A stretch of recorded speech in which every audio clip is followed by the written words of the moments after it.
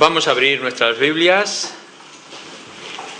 en el profeta Isaías, el libro del profeta Isaías, capítulo 13. Vamos a leer con atención este capítulo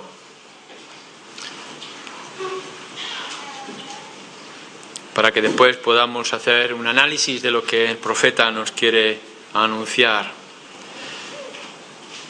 Profecía sobre Babilonia revelada a Isaías, hijo de Amoz. Levantad bandera sobre un alto monte, alzad la voz a ellos, alzad la mano, para que entren por puertas de príncipes. Yo mandé a mis consagrados, asimismo llamé a mis valientes para mi ira, a los que se alegran con mi gloria. Estruendo de multitud en los montes como de mucho pueblo, estruendo de ruidos, de reinos, de naciones reunidas. Yahvé de los ejércitos pasa revista a las tropas para la batalla. Vienen de lejana tierra, de lo postrero de los cielos.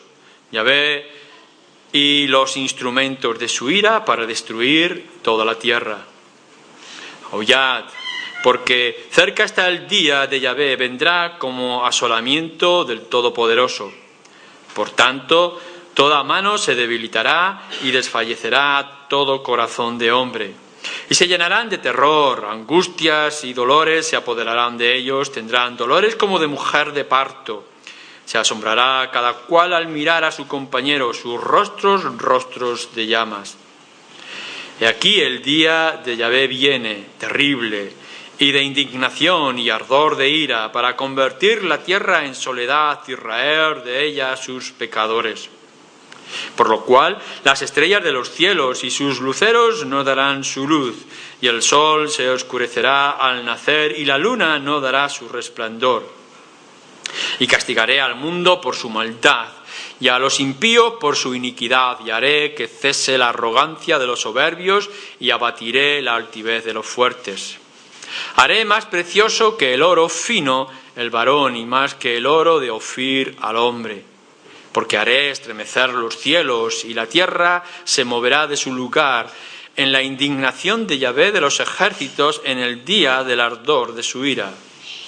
Y como gacela perseguida y como oveja sin pastor, cada cual mirará hacia su pueblo, y cada uno huirá a su tierra. Cualquiera que sea hallado será alanceado, y cualquiera que por ellos sea tomado caerá a espada. Sus niños serán estrellados delante de ellos, sus casas serán saqueadas y violadas sus mujeres. He aquí que yo despierto contra ellos a los medos, que no se ocuparán de la plata ni codiciarán oro. Con arco tirarán a los niños y no tendrán misericordia del fruto del vientre, ni su ojo perdonará a los hijos. Y Babilonia, hermosa de los reinos y ornamento de la grandeza de los caldeos, será como Sodoma y Gomorra, a las que trastornó Dios. Nunca más será habitada, ni se morará en ella de generación en generación.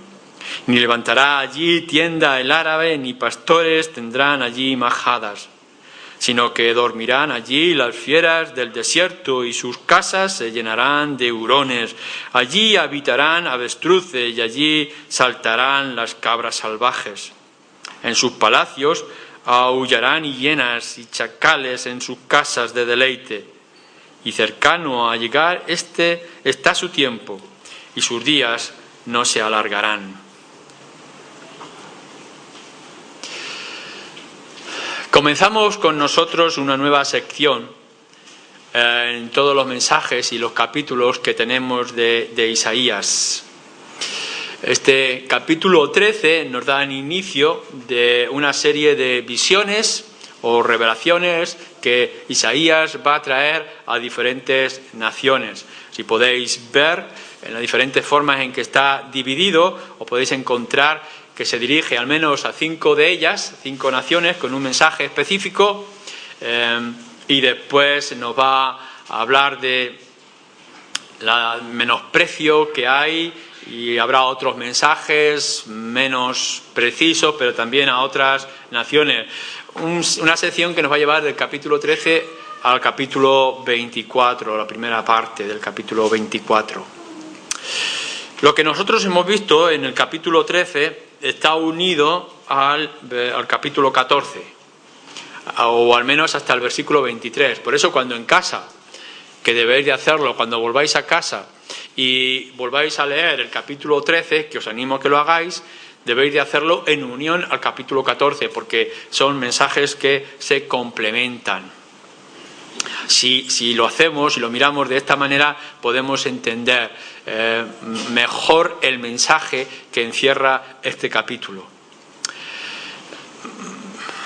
Isaías, que cuando leíamos en los primeros versículos nos dice en qué periodos de reyes de Judá estaba proclamando su mensaje, nos ha estado anunciando de las diferentes naciones que vienen a atacar, a dañar al pueblo de Dios, que es Israel. Y se nos ha hablado de Siria. Si recordáis, Siria es una nación no tan grande como otras, pero que ha hecho influencia y daño a Israel, que quiere unirse ahora con Judá para defenderse de Asiria, que está creciendo. Asiria es un imperio grande que va a tomar dominio, va a conquistar a Israel y a Judá. Pero fijaros bien que cuando está escribiendo Isaías este mensaje, todavía no ha conseguido ser un imperio Babilonia, de la ciudad de Babilonia. Pero ya está trayendo una profecía, capítulo 13, versículo 1, profecía sobre Babilonia, que todavía no es un gran imperio, pero que lo va a llegar a ser y que después va a caer. No está anunciando algo que ya está grande, que es grande imperio y que ya está para perecer, sino que todavía no es un gran imperio, pero que ya está diciendo, el Señor la va a usar, la va a tomar como un instrumento de su ira, pero después la va a rechazar y la va a castigar. Y lo va a hacer con los medos. Si vosotros estuvierais en aquel tiempo y dijerais que los medos, que es otro imperio, otra nación pequeña, insignificante en aquel momento, un día va a crecer, se va a extender, los medo-persas, leer el libro de Daniel. En el libro de Daniel se nos dice aquel rey que era medo, ¿no?, de Media y persa. Pues todavía eso no se ha conseguido. Estamos hablando que cuando se está escribiendo estas cosas, que está escribiendo Isaías, estamos en el año 600 a.C., y que lo que se está describiendo vendría como unos 150 años después. Y está diciendo, van a venir los medas. ¿Quién son los medas? Bueno, pero van a venir los medas y van a castigar a Babilonia. ¿Y quién es Babilonia? Pues el imperio que va a tomar poder. Y bueno, ¿y todo esto qué? O sea, todo este compendio de naciones que aparecen y desaparecen, que Dios levanta y Dios destruye, ¿qué es lo que tiene que ver? ¿Qué es lo que tiene que decirnos? ¿Cuál es el plan? ¿Qué enseñanza nos trae para nosotros, después de que todas estas cosas se han ocurrido y que se han olvidado? ¿Qué es lo que nos enseña? Bien, tenemos que mirar que el mensaje del que está hablando Babilonia tiene un mensaje dentro que va a romper los moldes del tiempo y de las circunstancias. Tenemos que coger a Babilonia como un modelo de las cosas que van a ocurrir en el futuro. La profecía de Babilonia, que se estaba dando 150 años antes de que ocurriera, que va a manifestar una serie de cosas que el pueblo de Israel iba a ver, nos va a hablar, es una imagen que va a mostrar las grandes cosas que el Señor va a hacer después. Por eso es que nos habla entre que hay un ejército, nos dibuja una imagen así. Es el ejército que se está preparando y su capitán, su general, que en este caso es el Señor, está viendo cómo el ejército está preparado para la batalla, para el ataque. Es algo físico, es decir, Babilonia se va a levantar para conquistar la tierra, pero que a la misma vez es Dios. Y que de la misma forma que vamos a ver desastres tan terribles como la masacre contra los niños y la violación de mujeres, que es un fruto de las guerras salvajes, a la misma vez se nos describen cómo las estrellas del cielo van a caer y cómo el mundo y el firmamento se va a conmover. ¿Qué es lo que nos está diciendo? Bueno, que lo que va a ocurrir con Babilonia y con los medos en su tiempo es una señal de lo que va a venir después. Como hemos dicho anteriormente, que el castigo que se está describiendo para Judá es el castigo que está hablando para todos los hombres y mujeres por su maldad. Nos dice en el versículo 11 cómo es el castigo para Israel y el castigo para todo aquel que es indigno, los impíos, por su iniquidad, cómo se extiende para todo. Todo esto es una visión que está teniendo Isaías. Es decir, él ve el ejército, ve el ataque, ve la destrucción, ve el daño, ve las naciones que aparecen y desaparecen, y que todo esto es una imagen profética de lo que un día va a ocurrir con toda certeza. De tal manera que cuando vosotros, con seriedad, os animo a que leéis este pasaje y veáis cómo aquello que está dicho se cumplió, de la misma manera lo que está dicho para el final de los tiempos se va a cumplir. Vamos a buscar solamente algunas claves que deberíais de tener en cuenta, claves para poder entender este mensaje profético que era esencial para Judá y que es también esencial para nosotros. Primera clave, nos vamos al versículo 6 y dice: aullad porque cerca está el día de Yahvé, el día de Dios. Nos vamos al versículo 9 y lo vuelve a repetir: he aquí el día de Yahvé. ¿Qué es lo que nos está diciendo esto? Que lo que va a ocurrir ya está señalado, es el día de Dios, que lo tiene en su calendario, y que lo que va a ocurrir es obra de Dios. No ocurren las cosas porque es el capricho de los reyes y de los gobernantes, de los conquistadores, sino que va más allá y todo es obra de Dios. Cuando se está hablando del final de los tiempos, nosotros nos levantaremos del polvo, o quizá todavía estamos vivos. Pero lo que está describiendo para el final de los tiempos es el día del Señor. No es que haya varios días, sino que hay un día, y es el día del Señor, es el día de Yahvé, es el día de Dios. La historia, nuestra vida, tiene que estar marcada por aquel día, que va a venir, que nos va a alcanzar. Es Dios quien obra, aun cuando está utilizando siervos. Dice que levanta un ejército, que son los consagrados, nos dice el versículo 3, los valientes, los que están buscando su gloria y majestad. Pero en este caso no es de Babilonia, ni es de los persas medos, sino que es Dios quien está haciendo todo aquello. Los medos son simplemente un mero instrumento que se va a levantar para castigar la perversidad y el engreimiento de Babilonia.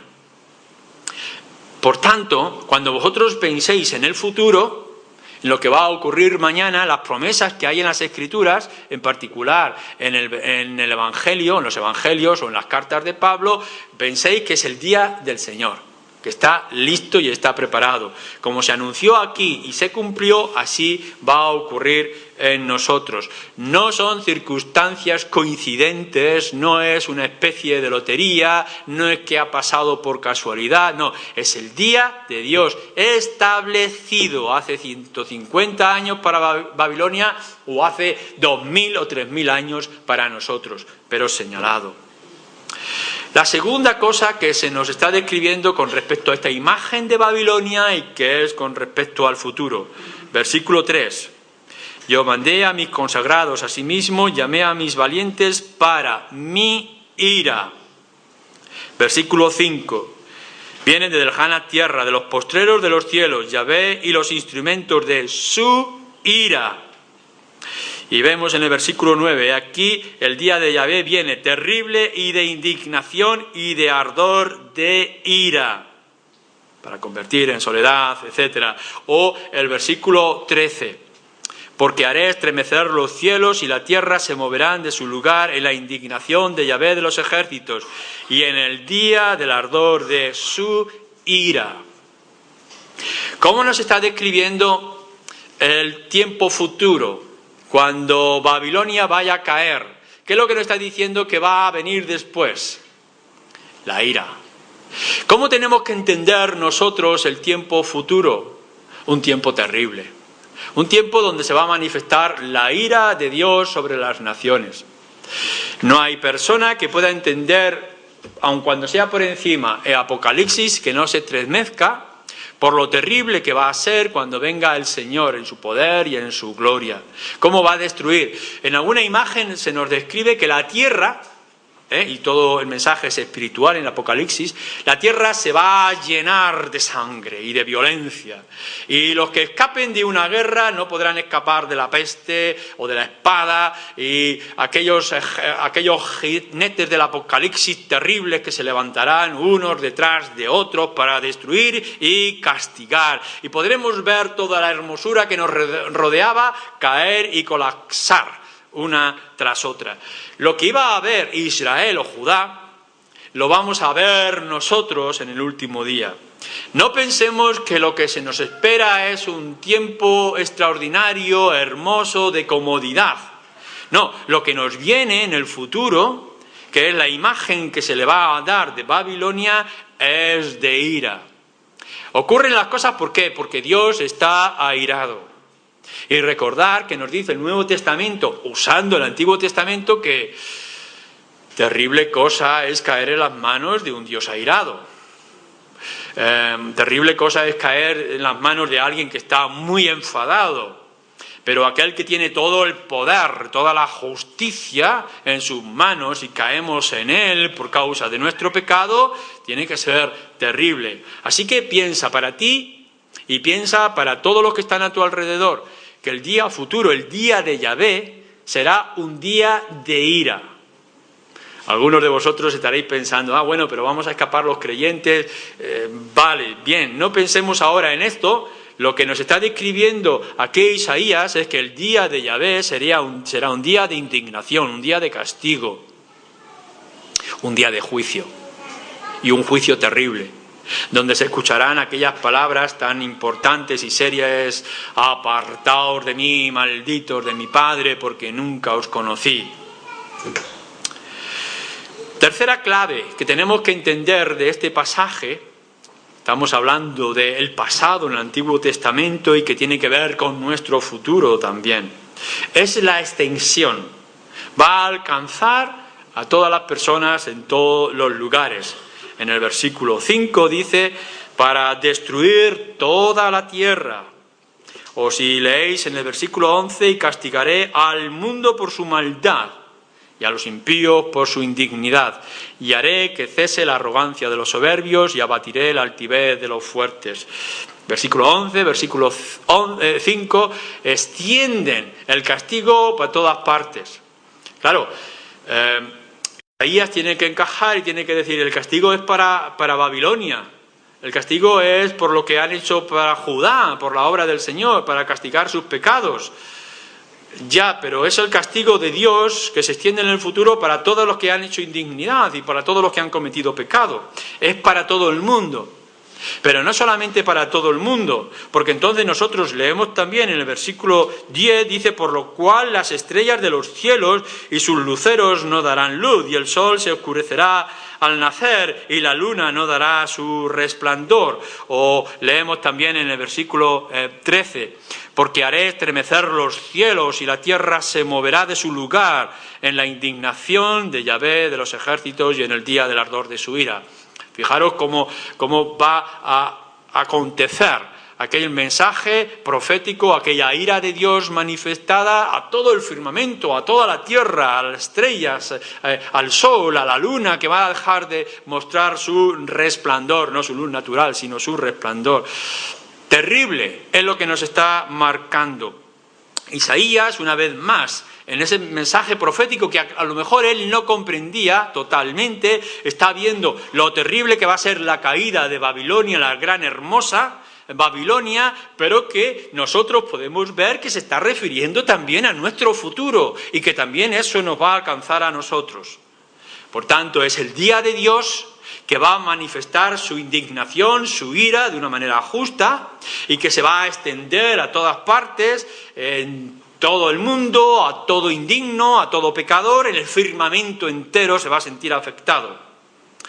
Y En cuarto lugar, nos manifiesta también el pasaje el efecto que va a tener sobre la gente cuando vean que esto que está aconteciendo. El versículo 19 nos describe: y Babilonia, hermosa de reinos y ornamento de la grandeza de los caldeos, será como Sodoma y Gomorra, a las que trastornó Dios.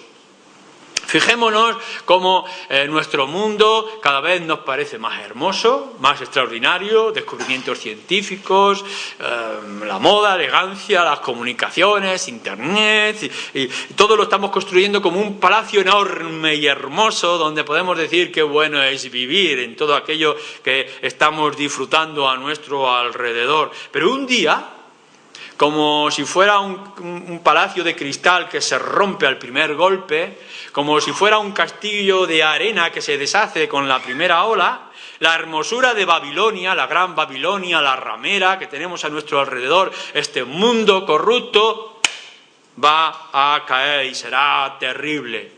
El desastre que le viene a Babilonia, literal, el desastre que va a venir al mundo, a las gentes en el futuro, es lo mismo que ocurrió con Sodoma y con Gomorra. Volver otra vez a leer en el pasado lo que ocurrieron en aquellas ciudades, en aquel territorio, y es lo que va a ocurrir un día. De la misma manera que quedó todo arrasado por aquel fuego y azufre que destruyó todo lo que estaba alrededor, es lo que se está anunciando. No está diciendo es que cada vez vamos a ir a mejor y que un día la humanidad vivirá como en una especie de paraíso hermoso de bienestar. No es así. Va a haber unos conflictos inmensos y extraordinarios que van a conmover el mundo, de guerras, de rumores de guerras, de terremotos, de desastres, que va a temblar el mundo, y la hermosura de ese mundo va a desaparecer de una manera extraordinaria. Versículo 6 nos dice: aullad. No es únicamente de clamar, de gritar, sino el aullido del dolor y de la desesperación por lo que va a estar aconteciendo. Fijaros bien, aquí los hombres no podemos saber lo que es, las mujeres que habéis experimentado el parto, dice que aquello que va a venir y que va a ocurrir será como los dolores de parto de las mujeres. Terrible va a ser, no solamente con los que son los partos normales, naturales, con los médicos y las circunstancias médicas, no de medicinas que hoy tenemos, sino de aquel tiempo y en medio del dolor y de las prisas y la desesperación. El versículo 8 y 9 nos está dando una imagen muy terrible y dolorosa de los acontecimientos. Va a producir dolor lo que se está anunciando. No podemos llegar y decir, bueno, tú sigue en el camino que estás siguiendo, que la cosa va bien. No, tiene que venir Isaías y decir, la cosa no va bien. Y que incluso aquel que es instrumento de la ira de Dios, aquel que ha podido hacer planes con respecto a Dios, que es Babilonia, va a caer y va a colapsar, su belleza va a desaparecer. Y así se nos está diciendo a nosotros con respecto a nuestro mundo. Nuestro mundo no va a permanecer, no va a seguir mejorando hasta que lleguemos al éxtasis, sino que un día va a venir la ruina y el aullido del dolor y de la desesperación, ese temor y temblor como dolores de parto va a alcanzarnos. De tal manera que el versículo 14, versículo 16, nos dice que la gente intentará huir y esconderse en cualquier lugar y no lo va a poder hacer porque no hay lugar alguno donde nosotros nos podamos esconder, porque la extensión de la ira de Dios va a alcanzar a todas partes y a toda criatura. ¿Cómo aplicamos estas 4 claves con respecto al futuro en nuestro propio contexto? Y vuelvo a decir, el capítulo 14 estaría unido a él. Bueno, Pedro dice en su primera carta, y es importante, capítulo 1, versículo 10 al 12, nos dice que las profecías que se escribieron son también para nosotros. Que aquello que se estaba escribiendo en el profeta Isaías también está para que nos llegue. Por tanto, cuando vosotros leáis el Antiguo Testamento de principio a fin, no tenéis que pensar qué interesante fue para aquellos en su tiempo, sino cómo lo podemos aplicar nosotros hoy. ¿Cuál es el mensaje para nosotros? Bien, primero, tenemos que comparar esta profecía del Antiguo Testamento con el Nuevo Testamento y las profecías que el Nuevo Testamento nos trae. Leer Mateo capítulo 24, cuando nos habla de la venida del Señor, del colapso de las naciones, de los momentos terribles, de los desastres que van a venir, donde se levantarán los falsos cristos y se va a trastornar, la iglesia va a ser perseguida y dañada y la gente se va a sentir en su poder y en su gloria, pero vendrá la destrucción y no habrá lugar donde poder esconderse. Y si no es suficiente con que leáis ese capítulo 24 y el capítulo 25, de donde nos hablan de todas las destrucciones del final de los tiempos, donde vamos a poder ver cosas terribles si es que llegamos a ellas, también lo podéis ver en el libro de Apocalipsis. Por tanto, lo que se nos está diciendo, esa descripción, esa imagen que tenemos de Babilonia en este capítulo 13 de Isaías, se complementa muy adecuadamente con el mensaje que el Señor Jesús estaba dando en el Evangelio de Mateo, capítulo 24, capítulo 25, y lo que podemos ver en el libro de Apocalipsis. No es nada nuevo, simplemente que tenemos más luz, que se nos aclaran más las cosas. Pero los creyentes del Antiguo Testamento podrían estar apercibidos y los creyentes del Nuevo Testamento, que somos nosotros, deberíamos de estar apercibidos. Que no os pille de sorpresa. Las cosas van a acontecer como el ladrón en la noche, en un instante, cuando estemos más descuidados, pero van a acontecer. Y lo que hemos podido descubrir en el pasado es lo que va a venir. Y cuando ocurran aquellos momentos de dolor, tendremos que llegar y decir, ya estaba escrito. Ya estaba escrito que este es el día del Señor y del juicio, ya estaba escrito que su ira se iba a manifestar, estaba escrito que iba a alcanzar a todos los indignos y pecadores, estaba escrito que iba a hacer estremecerse el mundo y el firmamento, está escrito que nosotros no lo íbamos a aceptar a la humanidad y que se va a querer esconder debajo de las rocas y en las cuevas, pero que no va a encontrar refugio para la ira y la justicia de Dios. Lo segundo que tenemos que entender es que a Babilonia le alcanzó. Llega un momento en que Babilonia se hace fuerte, ya ha desaparecido Asiria, bueno, Siria desaparecería, después desaparecería Asiria y después vendría Babilonia con todo su poder y cuando pensaba que iba a conquistar el mundo, ¡plum!, va y cae por la fuerza de los medos persas. Buscar un mapa, los estudiantes, aquellos que tenéis oportunidad, y vais a ver lo que era la zona. Podéis ver cómo aparece. Judá siempre fue una tierra insignificante. Es un trozo de tierra que está en conexión con imperios de Egipto y los imperios del norte. Pero siempre fue un trozo pequeño. Y de pronto, lo más que pudo ser grande fue con el tiempo de David y de Salomón. Pero de pronto viene Siria del norte y hace una gran influencia, Egipto, que puede presionar. Pero no pueden y entonces aparece Asiria y puede entonces conquistar y hacer un terreno aún más grande. Y después viene Babilonia y puede abarcar un inmenso territorio que incluso casi conquista todo Egipto. Bueno, pues eso queda en nada. Eso ya no existe. Y aquellas grandes naciones y aquellos grandes imperios son apenas insignificantes. Vendría un imperio incluso más grande que sería el de Carlomagno y veríamos también los griegos extenderse y después vamos a ver a los romanos y el imperio romano en el tiempo del Señor Jesucristo. ¿Dónde están? ¿Qué ha sido de ellos? Las palabras de los profetas se cumplieron. Conforme veáis de Babilonia y cuando podáis leer sobre Filistea y sobre Asiria y sobre Moab y todos los demás imperios y naciones, ¿dónde están? ¿Se han cumplido? Entonces tú y yo, viendo que aquello que se profetizó, que se anunció hace 150 años, o antes de que ocurrieran 150 años, no debemos de tener duda de que lo que está anunciado en las Escrituras ocurrirá con respecto al final. La profecía cumplida de Babilonia nos manifiesta que la profecía se va a cumplir con respecto a nuestro futuro. Dios, que es poderoso, es el mismo. y no ha cambiado nada.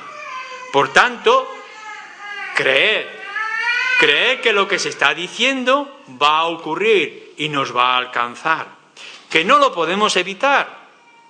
De la misma manera que no se pudo evitar el crecimiento, la extensión, poder y ruina de Babilonia, no podremos evitar lo que está anunciado. Y por tanto, los pecadores, los impíos, los que no se han arrepentido, van a ser castigados. No podemos evitar que el mundo que conocemos cambie y se estremezca, que el firmamento sea transformado a una, porque está anunciado. Las profecías del Antiguo Testamento cumplidas nos anuncian que se va a cumplir. De la misma manera que tenéis que pensar acerca del Señor Jesucristo. Profecías acerca de Jesús, sobre su nacimiento, sobre su vida perfecta, sobre su muerte y sobre su resurrección, que también Isaías lo hace, se cumplieron. Por tanto, las profecías acerca de Jesús que aún no han llegado a su cumplimiento, se van a cumplir. Porque Dios no cambia. Por tanto, acerca de su segunda venida, acerca del juicio, acerca de la justicia, pero también de salvación y perdón para los que se arrepienten y creen, va a alcanzar y va a llegar. No puede ser evitado.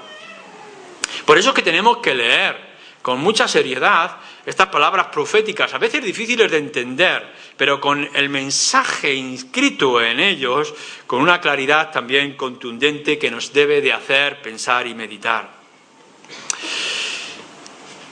Toda esta aplicación, ¿cómo pasa? ¿Cómo viene a tu vida? Mirad, tenemos diferentes tendencias con respecto al futuro. El futuro cercano nuestro y el futuro lejano, pero que tan fácil es de complementar y aplicar el uno o el otro. Hay gente, fijaros, hay gente que vive del pasado, que constantemente está diciendo los tiempos pasados fue mejor, o cómo yo vivía cuando era joven, en mis tiempos se hacía esto o aquello. Pero sabemos que los tiempos pasados ya no se repiten, y es una manera triste. En el fondo es melancólico pensar en aquellos tiempos como si ya no hubiera tiempo por delante. Sencillamente mirar el pasado como si no hubiera nada aún que hacer. Limita, entorpece, hace la vida pobre. Están también aquellos, quizá entre vosotros, que viven el presente. Están viviendo el presente con toda una pasión, como si se nos escapara de las manos, como si se escurriera el agua o la arena de la playa. Queremos hacerlo todo, sobre todo los que estamos ya en los 50, ¿no? Y pensamos, uy, ya lo que no haga ahora no lo voy a poder hacer después. Y nos levantamos por las mañanas pensando, tengo que hacerlo porque si no, no llego. Porque me ha llegado la jubilación y no he ido, y no he viajado, y no he sentido, y no he experimentado. Nos volvemos como pobres niños ya con arrugas, queriendo hacer cosas antes de que el tiempo se acabe. Como cuando nos anuncian y nos dicen que nos quedan ya pocos minutos, y entonces en esos pocos minutos queremos hacer todo lo que no hicimos en la hora anterior. Es una manera triste también de pensar. Pensar que es el tiempo presente y que lo que no haga el presente, pues ya no lo voy a poder hacer, no lo voy a poder experimentar. Pero está también aquellos que piensan en el futuro, en el mañana, pensando que podemos organizar, podemos establecer y podemos hacer las cosas preparándonos para el mañana. Me da pena de algunos que están diciendo, no, estoy preparando mi jubilación y tengo mi cuenta y mis fondos de inversión en el banco para cuando llegue mi jubilación. Y entonces me voy a comprar una bici, voy a hacer viajes y voy a hacer tal tipo de actividad cuando yo esté jubilado. Y nos anuncian por la tele que nuestros fondos de inversión han desaparecido no se sabe dónde, y que no tenemos fondos de inversión, y que resulta que yo estaba pensando en poder comprarme una bicicleta y me viene el reuma, pierdo una pierna y ya no me puedo mover. Y todos nuestros planes de futuro desaparecen.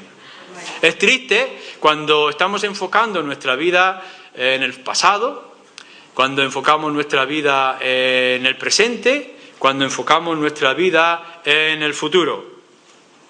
Ahora bien, ¿qué es lo que hacemos los creyentes? ¿Cómo tenemos que plantearnos los creyentes los tiempos?